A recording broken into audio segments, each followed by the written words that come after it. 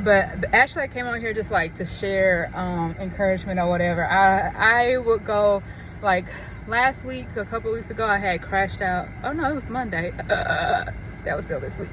Monday, I had crashed out about something, and then I shared how I had a dream about this demonic spirit that was over me that like hit me, and it hit my whole body, and my whole body was just stinking. And it was like it took my breath away, and like I knew I was dreaming, but in my dream I had woke up where I was laying at, and all I could think was Jesus. And immediately it was like the entity fled as soon as I thought. I didn't even say it. And I shared that in a different story earlier this week. But after that, yeah, I've had so much, like I had peace, but I was like questioning it. And then as Jesus says to, doubting Thomas, I really feel Thomas.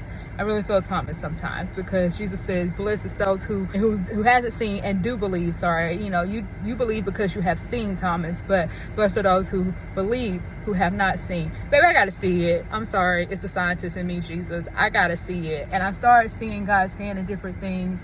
Still no interview yet. Still applying for jobs like crazy. And I don't know, I'm just like, maybe this is, one thing Pastor Stephen Furtick was like, if God is allowing you to go through something again, there was something you didn't learn in the last lesson that you need to learn this time around. And I think that was to like wholeheartedly really put your trust in God, even when you don't feel his hand or see his hand, to trust really the character of God and the love that he has for you. And that's what that dream helped me to receive. The other part of it is, as Bishop Brunner has said, he stated, if you want to trust God, you have, no, not want it. He said, if you trust God, that includes trusting God's timing. Or if you have faith in God, that includes having faith in God's timing.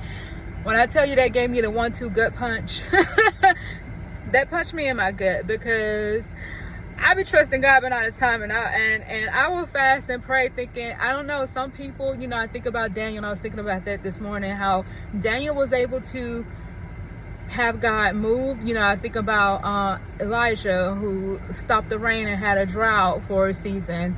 God does love his people, and he will move on your behalf. And so I am trusting in that. But even in those things, I had to remember that Daniel had to be reminded, hey, I think it was Michael, one of the angels, archangels, came and said, hey, we're fighting for you, but there's this principality that's slowing us up, but we're fighting for you. God heard you the first time around when he was doing that fast.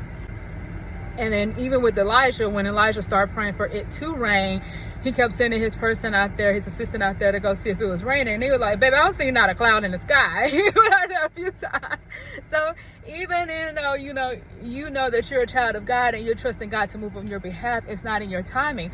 And, suddenly had been on my spirit for so long. I thought God was going to move suddenly. And then when he didn't, baby, I crashed out. And then when he still didn't move after my birthday, I crashed out some more. Then here you go, first of the month, got to pay rent again. Where is this money going to come from? Crashing out again. Baby, I done crashed out a lot. And finally God was like, are you done with your temper tantrum? Are you done? And I'm like, hold my drink. hold my bottle of water. I got to crash out one more again. So I'm over here praying and fasting to you, and I need you to move, Jesus. Where you at? But after that dream, baby, I'm just trusting God.